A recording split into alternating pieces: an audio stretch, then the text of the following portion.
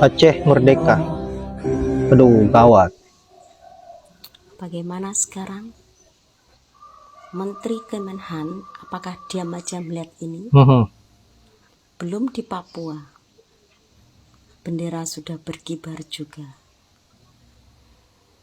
KKB sudah terang-terangan. Aceh merdeka sudah terang-terangan setelah keputusan MK kemarin. Mungkin ini yang diinginkan Bapak Jokowi. Indonesia hancur terpisah-pisah, terbelah-belah. Apa yang diperjuangkan oleh pemuda tahun 1928, Sumpah Pemuda, sekarang sudah rusak. Demokrasi sudah dirusak oleh satu keluarga, yaitu dinasti Jokowi. Ngeri. Beliau yang sudah dinyatakan sebagai presiden terpilih yang akan dilantik bulan Oktober dipersiapkan oleh Jokowi, bukan dipersiapkan oleh rakyat ternyata, bukan dipersiapkan oleh akal sehat ternyata, bukan dipersiapkan oleh konstitusi ternyata, bukan dipersiapkan oleh demokrasi ternyata. Jadi kalau kita bikin refleksi bahwa pada akhirnya kita mesti melawan terhadap kedunguan politik, terhadap keangkuhan kekuasaan.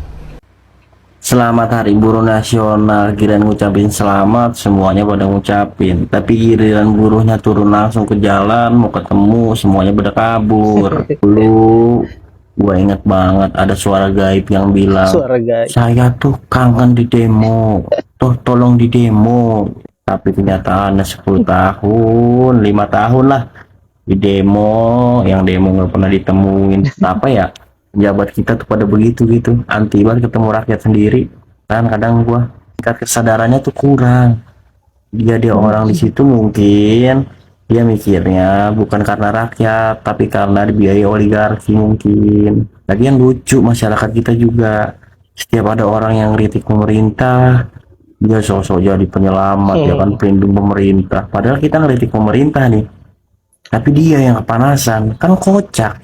Bahkan nih, lucunya, paling lucunya, ada sekelompok orang yang bikin organisasi atau perkumpulan yang pro dengan pemerintah. Projo nih, buat projo. apa?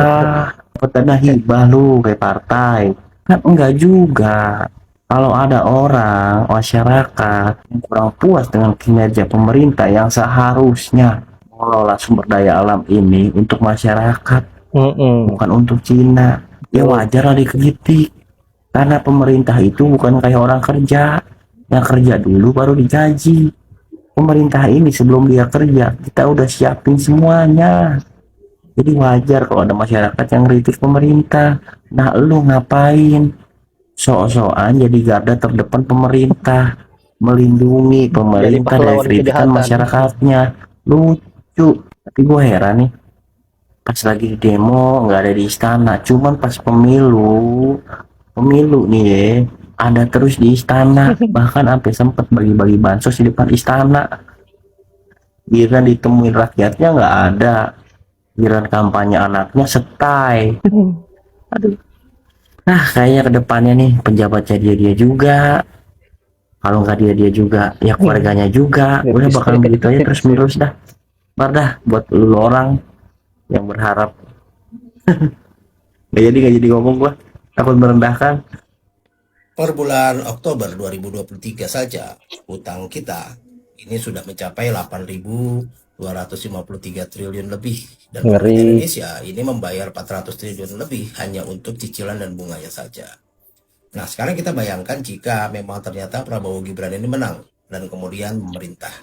Nah, bayangkan jika semua program bombastis yang mereka katakan ketika kampanye ini berjalan, misalnya makan siang gratis 450 triliun per tahun, kenaikan gaji guru tiap 2 juta, tiap orang 2 juta, entah berapa ratus triliun lagi yang harus dikeluarkan, penambahan jumlah PNS yang bahkan untuk DKI saja ditambah 200.000, ini menambah beban biaya entah berapa triliun lagi, belum lagi pengiriman murid-murid siswa SMA yang lulus ke luar negeri itu disekolahkan menjadi dokter, beasiswa entah berapa triliun lagi. Nah, sekian ribu triliun ini akan didapat dari mana? Maka tidak ada jalan lain kecuali menambah utang Indonesia. Nah, kondisi sekarang saja dengan kenaikan harga beras, dengan kelangkaannya, dan memicu kenaikan bahan-bahan pokok ini sudah membuat kita begitu Tercekik. menjerit ya, karena pajak naik. Dan sekarang mau tidak mau seperti dugaan saya sebelum ini bahwa BBM juga pasti akan naik. Ya, inilah. Ya tapi anehnya, kenapa ya? Begitu mau mengumumkan kenaikan BBM, kenapa Menko yang menyampaikan? Tapi ketika bansos, kenapa harus Pak Jokowi sendiri yang menyampaikan? Bahkan sampai berdiri-diri di pinggir jalan. Jadi duta sembako. Salam. Jadi duta bansos. Berhubung yang jadi presiden dari kubu 02, saya nggak ikut-ikutan bayar pajak. Biar pendukungnya aja yang ngerasain bayar pajak. Nggak masalah, kendaraan saya jadi bodong. Toh yang punya ijazah bodong aja aman-aman aja. Gila netizen. Yap, itulah berbagai macam kritikan-kritikan pedas dari netizen untuk Jokowi, untuk Prabowo. Saya kira apa yang terjadi di akhir jabatan Pak Jokowi ini membuat sebagian rakyat menjerit. Kenapa? Karena bahan-bahan pokok begitu naik drastis. Bukan hanya persoalan bahan pokok saja, sementara pendapatan tiap bulannya saya kira cukup kecil. Nah, inilah yang membuat rakyat yang sudah muak dengan apa yang menjadi kebijakan Pak Jokowi akhirnya bersuara di media sosial seperti yang ada di video tadi yang saya tampilkan.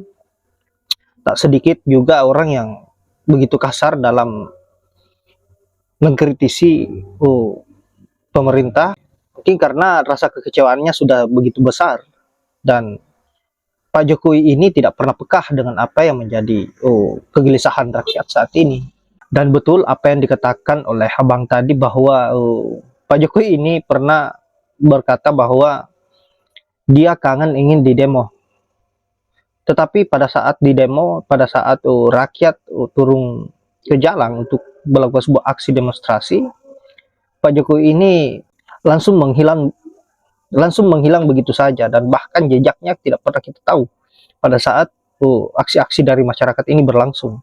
Saya kira terlalu kejam apa yang dilakukan Pak Jokowi, terlalu rakus dengan kekuasaan sehingga begitu tega mengkhianati rakyat yang hanya meminta sebuah keadilan terhadap pemimpinnya. Dan terlihat juga di video tadi, video kedua tadi, di mana Bang Rocky Gerung, saya kira kedepannya Prabowo ini akan dirujak habis oleh Bang Rocky Gerung. Apa yang menjadi statement Bang Rocky Gerung tadi ini adalah sinyal, tanda-tanda bahwa Pak Prabowo harus siap-siap digempur kritikan-kritikan pedas dari Bang Rocky Gerung. Dan yang paling miris saya kira di mana ada rakyat Aceh di video pertama tadi yang mengibar-gibarkan bendera sambil menyanyikan Mars Aceh kalau tidak salah. Dan saya kira ini adalah pertanda betapa hancurnya pemerintahan Pak Jokowi. Bayangkan saja rakyat terbelah seperti ini, seolah-olah sudah jijik menjadi bagian dari NKRI. Inilah yang sangat kita sayangkan. Para pendahulu-pendahulu kita begitu semangat membangun negara ini, membangun persatuan senusantara, tetapi pada akhirnya dirusak oleh keluarga Solo yang bernama Pak Jokowi, dan bahkan anak bangsa terpecah belah demi kekuasaan yang ingin dia raih, demi kekuasaan yang ingin dia pertahankan sampai ke anak cucunya. Saya kira ini sangat miris. Saya berharap saudara-saudara sebangsa dan setanah air sadarlah, lihatlah saudara-saudara kita yang merasakan dampak dari kerakusan Pak Jokowi.